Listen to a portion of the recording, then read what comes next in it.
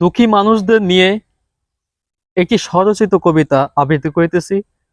কবিতাটির নাম হচ্ছে দুঃখের জীবন। এই জীবনটা বুঝি কেবল সহ্য করা, হাসির আড়ালে প্রতিদিন চোখ ভিজে থাকা।